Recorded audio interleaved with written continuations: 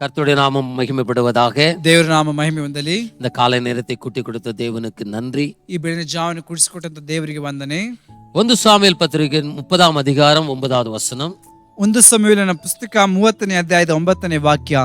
ದಾವೀದನು ಅವನ ಸಂಗಡ ಇದ್ದ 600 ಮಂದಿ ಸೈನಿಕರು ಹೊರಟು ಬೇಸೋರ್ ಹಳ್ಳಕ್ಕೆ ಬಂದ ಮೇಲೆ ಆ ಹಳ್ಳದಿಂದ ಮೇಲೆ ಹತ್ತಲಾರದಷ್ಟು ಆಯಾಸಗೊಂಡು 200 ಜನರು ಅಲ್ಲೇ ನಿಂತು ಬಿಟ್ಟದ್ದರಿಂದ ದಾವೀದನು ಉಳಿದ 400 ಜನರನ್ನೇ ಕರೆದುಕೊಂಡು ಮುಂದೆ ನಡೆದನು.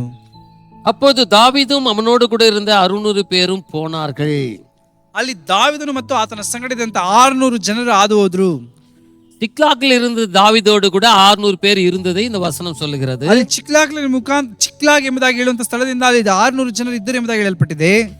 இங்க பார்க்கிறதான ஒரு விஷயம், ಇಲ್ಲಿ ನೋಡುವಂತ ಒಂದು ವಿಷಯ, அமலேக்கியர் வந்து என்ன பண்றாங்க, இந்த குடும்பத்தையும் தாவீதினுடைய குடும்பத்தையும் சிறை பிடித்து கொண்டு போயிடுறாங்க.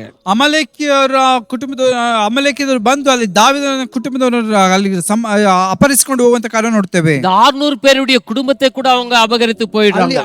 600 ಜನರ ಸೈನಿಕರ ಕುಟುಂಬಗಳನ್ನು ಕೂಡ ಅಪಹರಿಸಿಕೊಂಡು ಹೋಗ್ತಾರೆ. இப்போது தாவீதினுடைய குடும்பம், அந்த 600 பேருடைய குடும்பம், அவருடைய சுதந்திரம் எல்லாம் இப்ப அமலேக்கியர் கையிலே இருக்கிறது. ಅಲ್ಲಿ ದಾವೀದನ ಕುಟುಂಬದ ಸ್ವಾತಂತ್ರ್ಯ ಮತ್ತು ಅಲ್ಲಿ 600 ಜನರ ಕುಟುಂಬಗಳ ಸ್ವಾತಂತ್ರ್ಯ ಬಂದು ಅಮಲೇಕ್ಯರ ಕೈಯಲ್ಲಿದೆ. இவ்வளவு பிரச்சனைக்கு காரணமும் தாவீது தான் என்று சொல்லி இந்த 600 பேரும் ಅಲ್ಲಿ ಈ ಇಷ್ಟು ಸಮಸ್ಯೆಗಳಿಗೆ ಕಾರಣ ಅಲ್ಲಿ ದಾವೀದನು ಎಂಬುದಾಗಿ ಹೇಳಿ ಅಲ್ಲಿ 600 ಜನರು ಹೇಳ್ತಾ ಇದ್ದಾರೆ. ಕೈಗಳಲ್ಲಿ ಅವಾಗೆಲ್ಲ ಕಲ್ಲೆடுத்து ಅವನು ಎರಿந்து ಕೊಲ್ಲ வேண்டும் ಎಂದು சொல்லி நினைக்கிறாங்க. ಕೈಗಳಲ್ಲಿ ಕಲ್ಲನ್ನು ಎತ್ತಿಕೊಂಡು ಆತನನ್ನು ಹೊಡೆದು ಸಾಯಿಸಬೇಕೆಂಬುದಾಗಿ ಆತನ ಕಾಯ್ತಾ ಇದ್ದಾರೆ. அந்த நிலையில் தான் தாவீது தேவனுடைய சமூகத்திலே போய் அவர் போய் ஜெபிக்கிறதான ஒரு மனுஷனாய் காணப்படுகிறார். ಆ ಸಂದರ್ಭದಲ್ಲಿ ದಾವೀದನು ಹೋಗಿ ದೇವರ ಸಮ್ಮುಖದಲ್ಲಿ ಪ್ರಾರ್ಥನೆ ಮಾಡುವಂತ ಮನುಷ್ಯನಾಗಿ ಆತನು ಕಾಣಲ್ಪಡ್ತಾನೆ.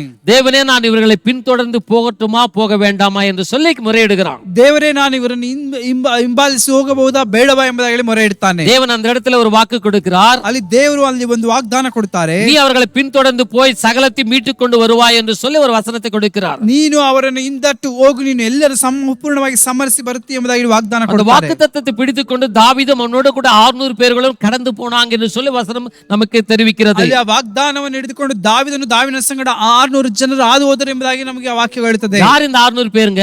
ಯಾರು ಈ 600 ಜನರು? ಕಲ್ಲೆಸೆದು தாவீதை கொல்ல வேண்டும் என்று நினைத்தவர்கள், ಕಲ್ಲೆಸೆದು ದಾವೀದನನ್ನು ಕೊಲ್ಲಬೇಕೆಂಬುದಾಗಿ ನೆನೆಸಿದವರು. ಆದರೆ தாவீது அந்த காரியத்தை மனதில் வைத்துக் கொள்ளாதபடிக்கு, ದಾವೀದನು ಆ ಕಾರ್ಯವನ್ನು ಮನಸ್ಸಿನಲ್ಲಿ ಇಟ್ಟುಕೊಳ್ಳದೆ, என்னை இப்படி பேசிட்டாங்களே, ನನ್ನನ್ನು ಈ ರೀತಿಯಾಗಿ என்னை கொல்லும்படியாக ಯತ್னம் பண்ணாங்களே, ನನ್ನನ್ನು ಕೊಲ್ಲಬೇಕೆಂಬುದಾಗಿ ಪ್ರಯತ್ನ ಪಟ್ಟರಲ್ಲ, அப்படியான ஒரு மனதிலே அந்த காரியத்தை வைக்காதபடிக்கு, ಆ ರೀತಿಯಾದಂತ ಕಾರ್ಯವನ್ನು ಆತನ ಮನಸ್ಸಿನಲ್ಲಿ ಇಟ್ಟುಕೊಳ್ಳದೆ, தேவன் கொடுத்ததான அந்த வாக்குத்தத்தத்தை வைத்து 600 பேர் கூட அவன் கடந்து போறான். ಅಲ್ಲಿ ದೇವರು ಕೊಟ್ಟಂತ ವಾಗ್ದಾನವನ್ನು ಇಟ್ಟುಕೊಂಡು 600 ಜನರ ಸಂಗಡ ಆತನು ಹಾದು ಹೋಗ್ತಾನೆ. எனக்கு விரோதமாக பேசின காரியங்களை அவன் மனசுல வைத்துக் கொள்ளவில்லை.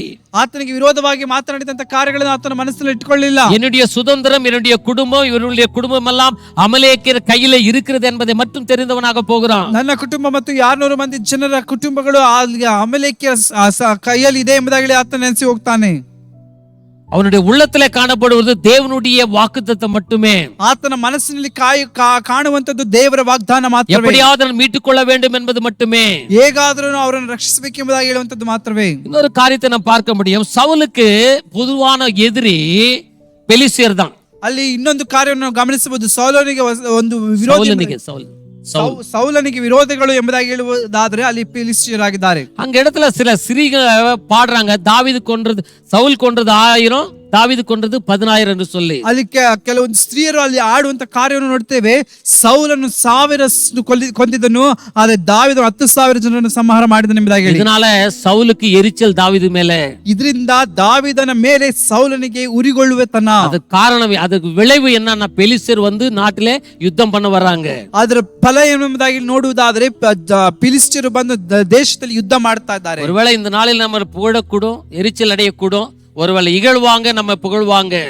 ಇಲ್ಲಿ ನಾವು ಒಂದು ದಿನದಲ್ಲಿ ನಾವು ಉರಿಗೊಳ್ಳಬಹುದು. ಒಂದು ಜನರು ನಮ್ಮನ್ನು ಹೊಗಳುತ್ತಾರೆ, ಕೆಲವೊಂದು ಜನರು ನಮ್ಮನ್ನು ತೆಗಳುತ್ತಾರೆ. ಅದು ನಮಗೆ தேவையில்லை. ಅದು ನಮಗೆ ಅವಶ್ಯಕತೆ ಇಲ್ಲ. தேவன் நம்மோடு கூட பேசின வார்த்தை மட்டுமே, கொடுத்த வாக்குத்தத்தம் மட்டுமே இருக்க வேண்டும். ದೇವರು ನಮ್ಮೊಟ್ಟಿಗೆ ಕೊಟ್ಟಂತ ವಾಗ್ದಾನ ಮಾತ್ರವೇ ನಮ್ಮೊಟ್ಟಿಗೆ ಇರಬೇಕು. தாவீது 600 பேர் கூட கடந்து போனான்னு சொன்னா அதுக்கு அர்த்தம் என்ன தெரியுமா? ದಾವೀದನು 600 ಜನರ ಸಂಗಡ ಹಾದು ಹೋದನು ಎಂಬುದಾಗಿ ಹೇಳುವುದಾದ್ರೆ ಅರ್ಥ ಏನು ಗೊತ್ತಾ? அவங்கள பகைக்கலன்னு அர்த்தம். ಅವರನ್ನು ಆತನು ದ್ವೇಷಿಸಲಿಲ್ಲ ಎಂಬುದಾಗಿ ಅರ್ಥ. அவனை அவர்கள் வெறுக்கவில்லை என்று சொல்லி அர்த்தம். ಅವರನ್ನು ಆತನು ತಿರಸ್ಕರಿಸಲಿಲ್ಲ ಎಂಬುದಾಗಿ ಅರ್ಥ. இவங்க இப்படி பேசிட்டாங்களே என்பதாக அர்த்தம் அல்ல. ಇವರು ಈ ರೀತಿಯಾಗಿ ಮಾತಾಡಿಬಿಟ್ರಲ್ಲ ಎಂಬುದಾಗಲಿ ಅರ್ಥ ಅಲ್ಲ. தேவன் கொடுத்த வசனம் மட்டும்தான் நம்ம உள்ளத்துல இருக்கணும். ದೇವರು ಕೊಟ್ಟಂತ ವಾಕ್ಯ ಮಾತ್ರ ನಮ್ಮ ಮನಸ್ಸಿನಲ್ಲಿ ಇರಬೇಕು. யார் மேல நமக்கு கசப்பு இருக்க கூடாது. ಯಾರ ಮೇಲೂ ನಮಗೆ ಕಹಿತನ யார் மேல நமக்கு பகை இருக்க கூடாது. ಯಾರ ಮೇಲೂ ನಮಗೆ ಹಗೆತನ ಇರಬಾರದು. தாவೀது அப்படிதான் செய்து 600 பேரோட கூட போய் வெற்றியை கண்டான். ದಾವೀದನು ಅದೇ ರೀತಿಯಾಗಿ ಮಾಡಿ 600 ಜನರ ಸಂಗಡ ಹಾದು ಹೋಗಿ ಆತನ ಜೀವನ ಕಂಡನು. ನಾವು வெறுப்போடு கசப்போடு காணப்படுவோமானால், ನಾವು ಉರಿಗೊಳ್ಳೋದಿಂದ ಕೈತನದಿಂದ ಕಾಣಲ್ಪಡುವುದಾದರೆ, மறக்காதபடி இருப்போமானால், ನಾವು ಅದನ್ನು ಮರೆಯದೇ ಇರೋದಾದರೆ தேவனிடத்தில் எதையும் பெற்றுக்கொள்ள முடியாது. ನಾವು ದೇವರ ಬಳಿಯಿಂದ ಯಾವುದನ್ನು ಹೊಂದಿಕೊಳ್ಳೋದಕ್ಕೆ ಸಾಧ್ಯವಿಲ್ಲ. ஒப்பு கொடுப்போம்.